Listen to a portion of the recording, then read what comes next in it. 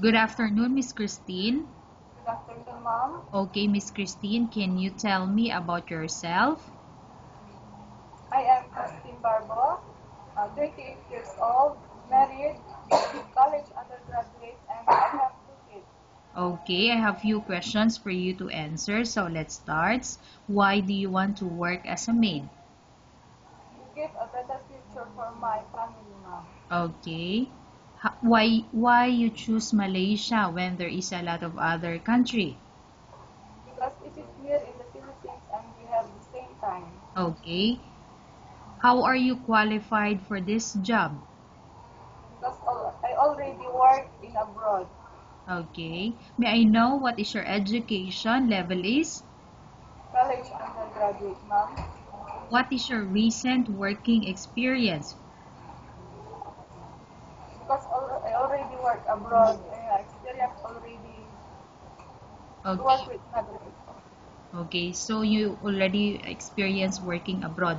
So what is the position when you work abroad? Domestic helper, ma'am. Okay, have you worked abroad before? Yes, ma'am. Can you please tell the country how many years and months you work for? I went to Lebanon for 1 year and 11 months, Kingdom of Saudi Arabia for 2 years, and Dubai for 1 year. Okay. Do you have experience of taking care of baby? Yes, ma'am. And whose baby you are taking care of? My daughters and the baby of my employers. Okay. How about elder or older people? Do you have the experience that you take care before? No, ma'am, but I am willing to learn. Okay. Do you have any other special skills? Cooking, laundry, ironing, and cleaning, ma'am. Okay. Are you willing to learn new skills? Yes, ma'am. Are you willing to work with a family where the mother-in-law or any relative stay together? Yes, ma'am. Okay. Currently, are you still working now? No, ma'am. Do you know how to cook? Yes, ma'am. What sort of food can you cook?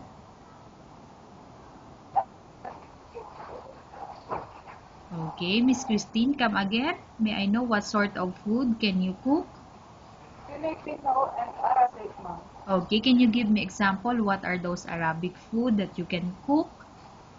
Bamia, chicken with potato, and lopayo. Okay. Chicken, potato, the other one you mentioned? Lopayo, ma'am. Okay. How about Filipino food that you can cook? Adobo, paksiw, fried. Okay. Are you aware that you will have to do washing, cleaning, ironing, and cooking? Yes, ma'am. From all the house chores like cooking, cleaning, ironing, and washing, which do you like most? Cleaning, ma'am. If ever you were selected to work in Malaysia, who will take care of your kids? My mother and my husband, ma'am. Okay, you are not allowed to use handphone or cell phone during working hours. Ma'am. You are only allowed to use handphone or cell phone after you finish all the works and when going to bed. Yes, ma'am. You are strictly needed to surrender the handphone to your employer in the morning, and your employer will return back to you once you're going to bed. Yes, ma'am. If ever your employer finds out that you're abusing your handphone and is affected your work performance, your employer will confiscate your handphone and you're not allowed to hold it anymore. Instead, your employer will allow you to call to your family 3 times in a month. You're only allowed to bring normal phone and you're not allowed to bring smartphone. Are you agreed for the terms and condition? Yes, ma'am. Are you agreed to the rules and regulation for the handphone? Yes, ma'am. How many years is the contract as you agreed and understand? 2 years, ma'am. Can you describe for me your ethics or your attitude? I am honest, hardworking, polite, ma'am. Okay, how can you assure to us that you will work hard in Malaysia? What will you do?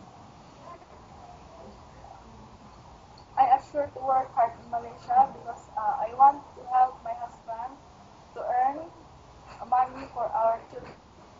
Okay. Can you promise not to use a telephone without the permission of your employer? Can you promise? Ma'am, I promise. Okay. Can you promise not to put on makeup but to dress properly while work? Yes, ma'am, I promise. Can you promise not to invite friends and relatives without the consent of your employer? Yes, ma'am, I promise. Can you promise not to ask for advance salary from your employer under any circumstances?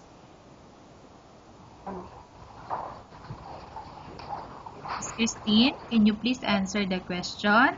Can you promise not to ask for advance salary from your employer under any circumstances? Yes, ma'am, I promise. Do you really understand of the rules and regulation of the agency?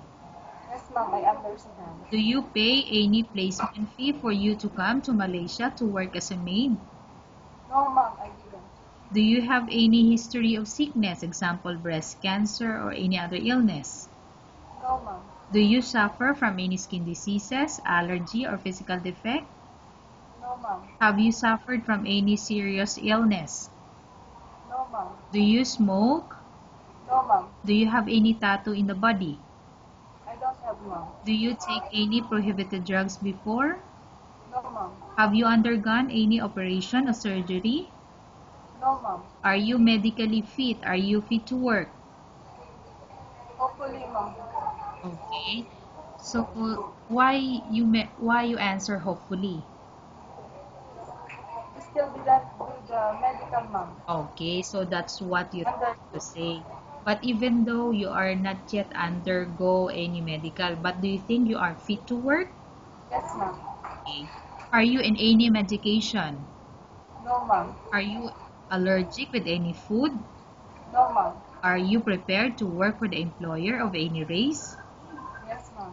Are you prepared to eat the type of food taken or given by your employer? Yes, ma'am. Are you afraid of being left alone in the house? No, ma'am. Are you afraid of dogs or other pets? No, ma'am. Can you promise to work according to instruction from your employer? Yes, ma'am, I promise. Do you have any immediate family working in Malaysia? No, ma'am, I don't have. Okay, Miss Christine, we have finished our question section. Let's go to case study. I have a case study for you and I want you to answer me truthfully. Upon arrival in Malaysia within 6 months, if ever any of your family members pass away, what will you do? Will you continue to work till finish your contract or you will go back? I will continue to work until I finish my contract, ma'am. Okay, tell us about yourself and why do you want to work in Malaysia as domestic helper?